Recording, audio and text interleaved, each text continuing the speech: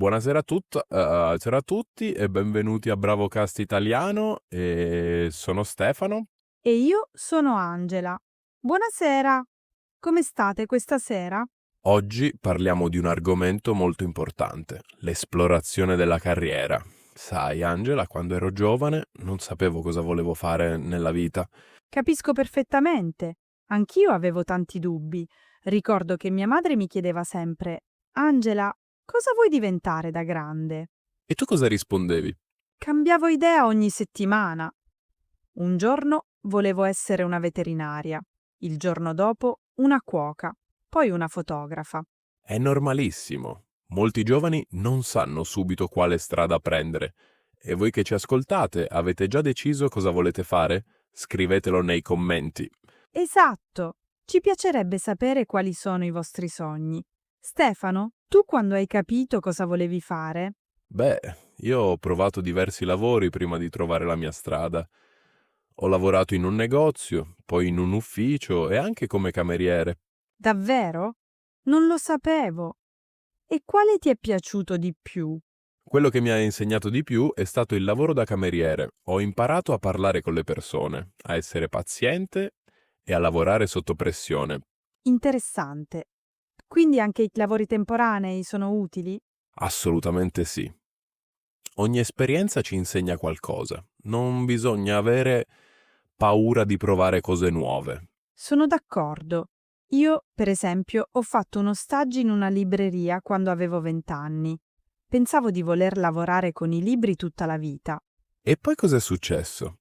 Ho scoperto che mi piaceva di più parlare con i clienti che sistemare i libri sugli scaffali. Questo mi ha aiutato a capire meglio me stessa. È proprio questo il punto dell'esplorazione della carriera. Non si tratta solo di trovare un lavoro, ma di capire chi siamo e cosa ci rende felici. Esatto! E voi, cari ascoltatori, avete mai fatto un lavoro che vi ha sorpreso? Magari pensavate di non piacervi e invece vi è piaciuto molto? Raccontateci la vostra storia. Un'altra cosa importante è parlare con persone che fanno il lavoro che ci interessa. Io, per esempio, prima di scegliere la mia carriera, ho parlato con molte persone diverse. Che bel consiglio! E cosa chiedevi loro? Chiedevo, com'è una tua giornata tipica? Cosa ti piace del tuo lavoro? Cosa invece non ti piace? Domande molto utili. Così si può avere un'idea realistica del lavoro, non solo un'idea romantica. Proprio così. Molte persone pensano che un lavoro sia fantastico, ma poi scoprono che la realtà è diversa. Sì, come quando ero piccola e volevo fare l'attrice. Pensavo solo ai vestiti belli e ai red carpet. E poi hai scoperto che richiede molto più lavoro? Esattamente. Ore e ore di prove, viaggi continui, poco tempo per la famiglia. Non era la vita che volevo. Vedi? Ecco perché è importante esplorare prima di decidere. Angela, secondo te, quali sono i primi passi per chi vuole esplorare una carriera? Beh, prima di tutto direi di fare una lista dei propri interessi. Cosa ti piace fare nel tempo libero? Quali materie ti piacciono a scuola? Ottimo punto. Se ti piace la matematica, forse potresti considerare carriere in economia, ingegneria o informatica.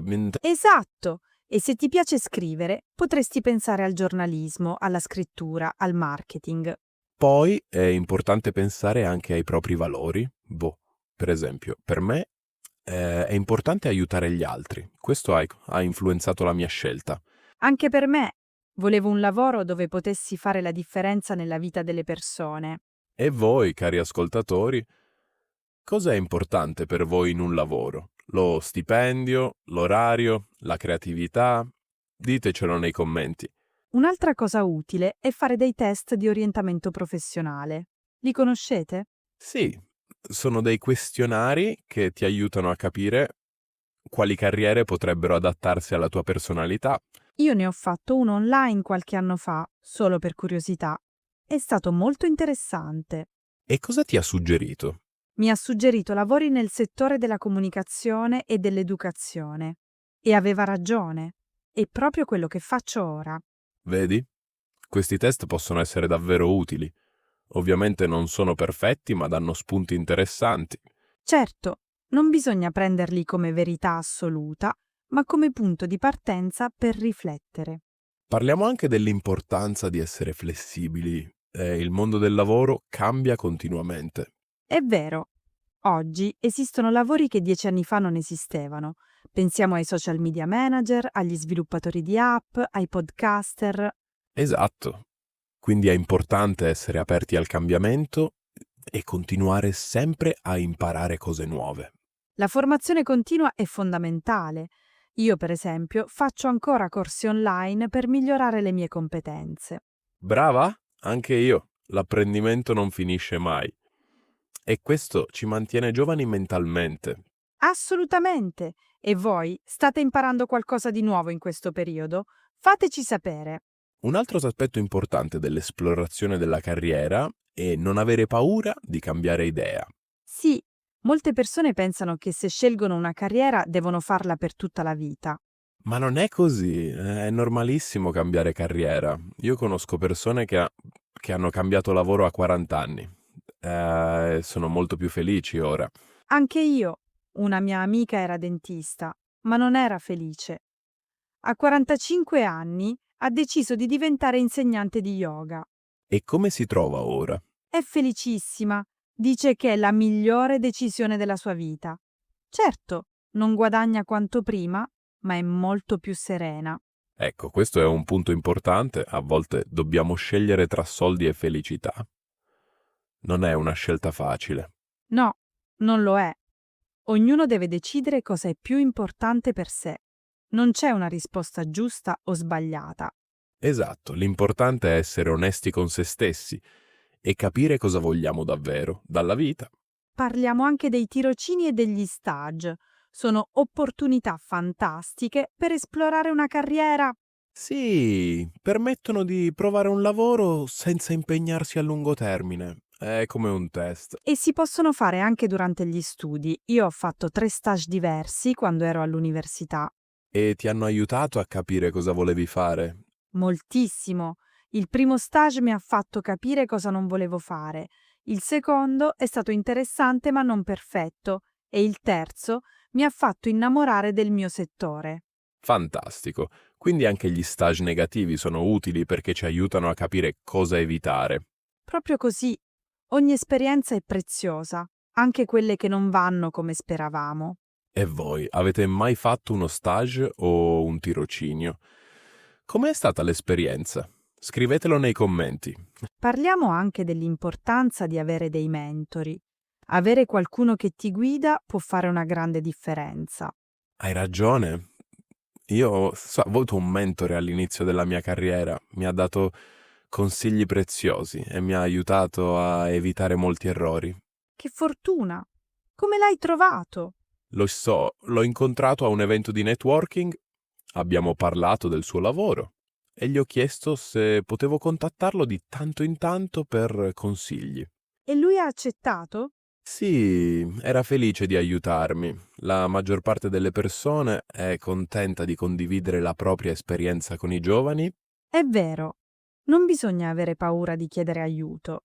Il peggio che può succedere è un no, ma spesso le persone dicono sì.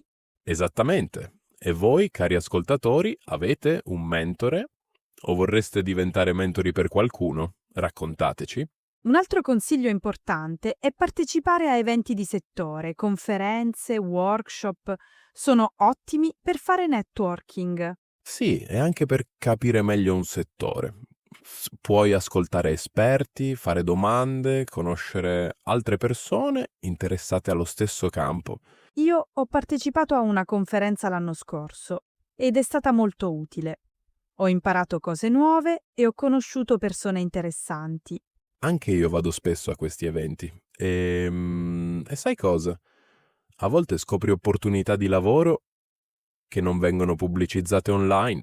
Vero? Il networking è fondamentale. Molti lavori si trovano attraverso contatti personali, non solo attraverso annunci. Esatto. Quindi non sottovalutate l'importanza di costruire una rete di contatti professionali. E oggi con i social media è ancora più facile. LinkedIn, per esempio, è uno strumento potente per il networking professionale. Sì, ma attenzione a usarlo bene. Non si tratta solo di aggiungere contatti, ma di creare relazioni autentiche. Giusto? Bisogna partecipare alle conversazioni, condividere contenuti interessanti, commentare i post degli altri. E voi usate i social media per la vostra carriera? Come li trovate? Utili o sopravvalutati? Ditecelo. Un'ultima cosa importante: non confrontatevi troppo con gli altri. Ognuno ha i suoi tempi. Questo è fondamentale. Alcuni trovano la loro strada a 20 anni, altri a 30 o 40. Esatto! Io ho amici che a 25 anni erano già manager e altri che a 30 stavano ancora cercando la loro strada. E tutti stanno bene ora. Non c'è fretta. L'importante è continuare a cercare e a esplorare. Sì, e ricordarsi che va bene cambiare idea. La vita non è una linea retta, è un percorso con tante curve. Bellissima metafora, Angela. È proprio vero. E il bello è proprio questo. Possiamo sempre scegliere una nuova direzione. Esattamente. Quindi, cari ascoltatori, non abbiate paura di esplorare, di provare, di sbagliare e di ricominciare. Il lavoro perfetto non esiste, ma esiste il lavoro giusto per voi in questo momento della vostra vita. E può cambiare nel tempo, ed è normale. L'importante è ascoltare se stessi e i propri bisogni.